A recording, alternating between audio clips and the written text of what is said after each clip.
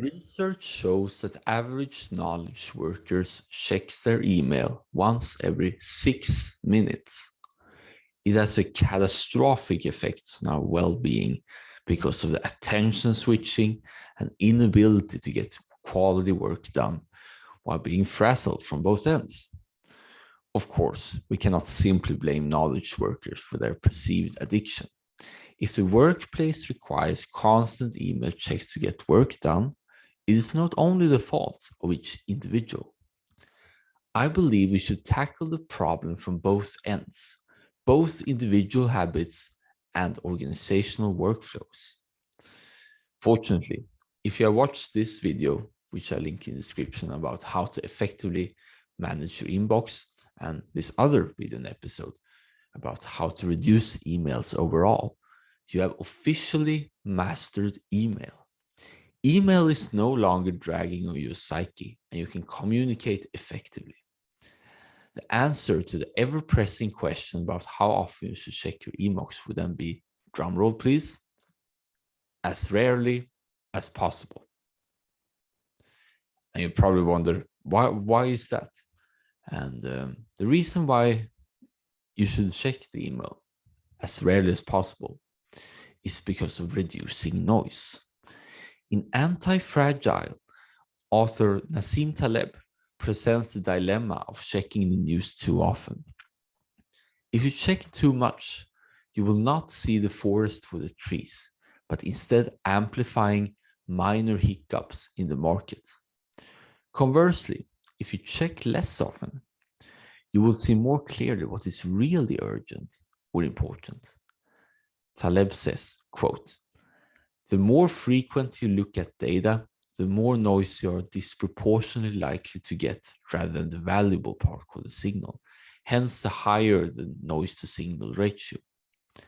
And if you observe data on an hourly basis, as people immersed in the news and market price variations do, the split becomes 99.5% noise to 0.5% signal. That is 200 times more noise than signal, which is why anyone who listens to news, except when very, very significant events take place, is one step below sucker." End quote. In other words, the more you check, the more you lose. The more you waste time on the trivial noise. Fortunately, you will not miss anything important if you check as rarely as possible.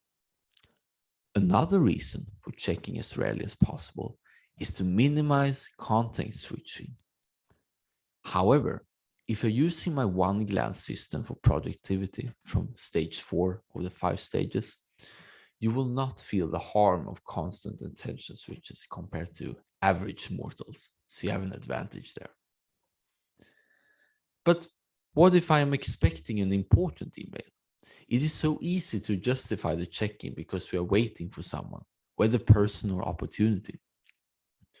Fortunately, you can VIP certain people to be immediately notified only when they reply and no one else. I linked in the article a guide who shows you how to do it step by step for iPhone and Android, but I will also cover it in a future video and episode. So what does it all mean to you? Unfortunately, there is no magic answer for achieving the perfect checking routine for you. It depends solely on your job responsibilities and your ability to handle email. Some have to check every half hour, while others can check weekly or even yearly. I urge you instead to do the following to figure it out yourself. Number 1, follow the instructions for reducing emails presented in the article linked in the show notes and description. This is to gain an overview on your email landscape. Number 2, track your current email routine by writing down a mark whenever you check the inbox. Do it for a few days. Step 3, ask yourself, now equipped with more data, how rarely can I check my inbox and still get my work and responsibilities done? Hint, it's less than what you first think. Then you establish a new habit on that frequency. Step 4. Conversely, you need to break the previous habit of checking too often. And I'll link another article in the show notes description on how to do it properly. After some weeks, you will no longer feel that you have to attend to email all the time and nothing falls through the cracks. Actually, your work life improves since your quality of work goes up. Tomorrow's video episode will cover fear of missing out and how to best cope with that dreadful feeling. One more obstacle towards email independence.